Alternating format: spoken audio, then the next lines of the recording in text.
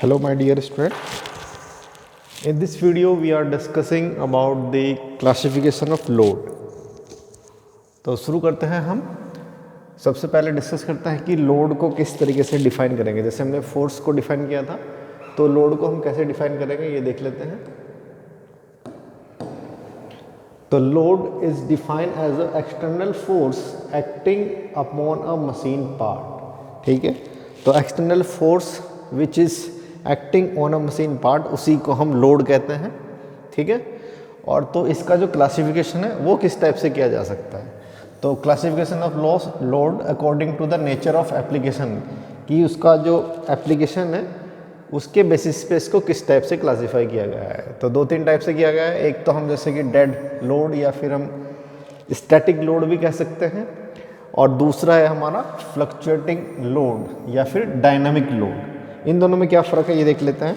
तो static load या फिर डेड लोड हम उसे कहेंगे जब मशीन पार्ट में जो लोड है उसमें किसी टाइप का कोई वेरिएशन नहीं होता है, वो फिक्स रहता है, उसी लोड को हम डेड लोड या फिर स्टैटिक लोड कहेंगे। ठीक है, वहीं जो दूसरा टाइप का है हमारा, जिसको कि हम फ्लक्चुएटिंग लोड या फिर डायनामिक लोड कहते हैं, अगर हमारा जो मशीन पार्ट है उसमें लगने वाला जो लोड है, जो फोर्स है, वो कंटिन्यूसली चेंज होता है या वेरिंग होता है, उसी को हम कहेंगे फ्लक्चुएटिंग लोड या फिर डायनामिक लोड। ठीक है, इसके अलावा इसको और भी जो हमारा फ्लक्चुएटिंग लोड है उसको भी दो टाइप से फर्दर क्लासीफाई किया गया है, तीन टाइप से।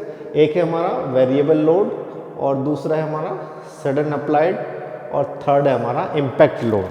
ठीक है, अब वेरिएबल लोड में हो सकता है कि लोड हमारा यूनिफॉर्मली वेरिंग करता हो।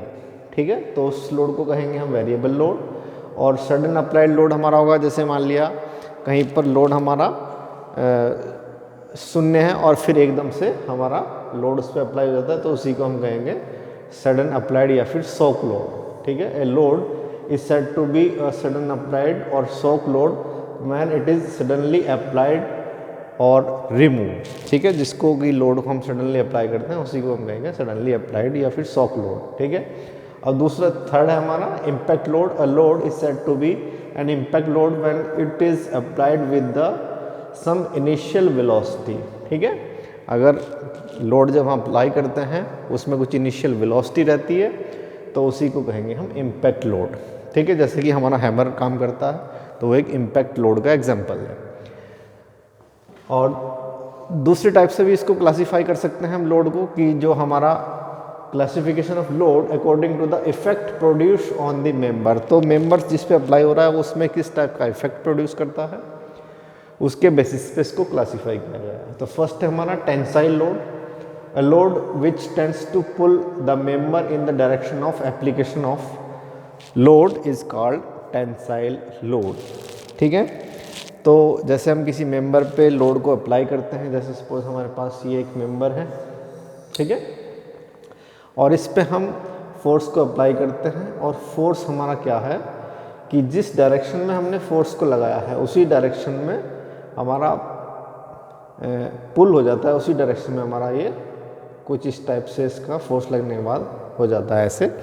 तो इस टाइप का जो लोड रहेगा, इसको हम P लिख देते हैं, तो इस टाइप का जो लोड रहेगा हमारा उसे हम कहेंगे टेंसाइल लोड। ठीक है, वहीं इसका रिवर्स अगर हम बात करते हैं कि अगर हमारा जो लोड है वो इस टाइप से रहे कि उसकी जो डिस्टेंस है वो उसी डायरेक्शन में, एप्लीकेशन ऑफ द डायरेक्शन में रिड्यूस होती है लेंथ ऑफ द मेंबर्स, तो उस लोड को हम कहेंगे कंप्रेसिव लोड। ठीक है, कैसे डिफाइन करेंगे इसको? The load which tends to push together the opposite end of the member are called compressive load. जैसे ये हमारे पास मेंबर है, ठीक है, तो इसको अगर हम दोनों तरफ से इस टाइप से और इस तरफ से भी हमारा इस डायरेक्शन में लोड अप्लाई होगा, जो कि इसको कंप्रेस कर देगा मेंबर को, तो इस टाइप के जो लोड है उसको कहेंगे हम कंप्रेसिव लोड।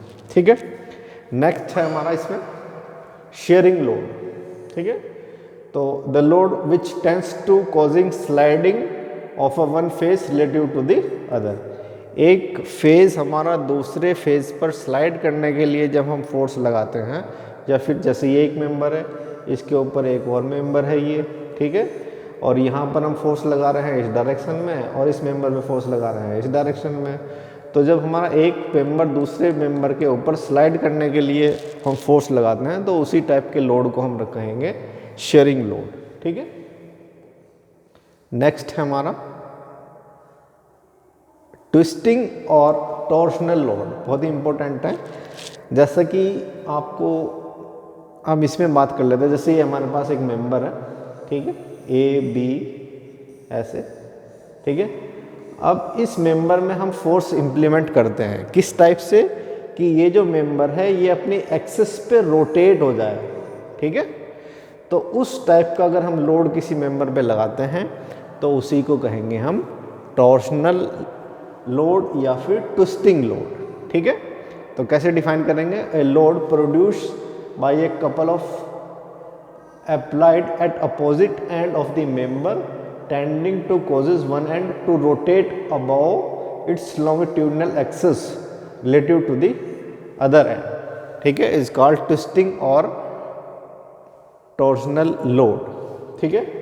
जैसे मान लिया ये मेंबर हमने कंसिडर किया था, इसका एक एंड ये था हमारा, दूसरा एंड हमारा ये था, इस एंड को हम इस टाइप से रोटेट करते हैं, ठीक है, और दूसरे एंड को हम इस टाइप से रोटेट करने हैं, ठीक है।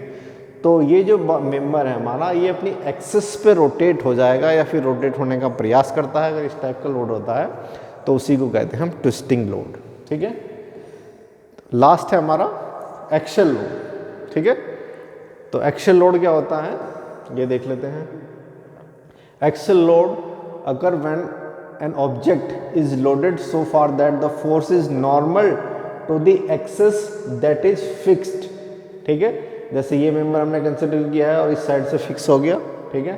तो इस फिक्स मेंबर के नॉर्मल साइड में जो फोर्सेस अप्लाई होते हैं उन्हीं को कहा गया है हमारा एक्सियल लोड, ठीक है।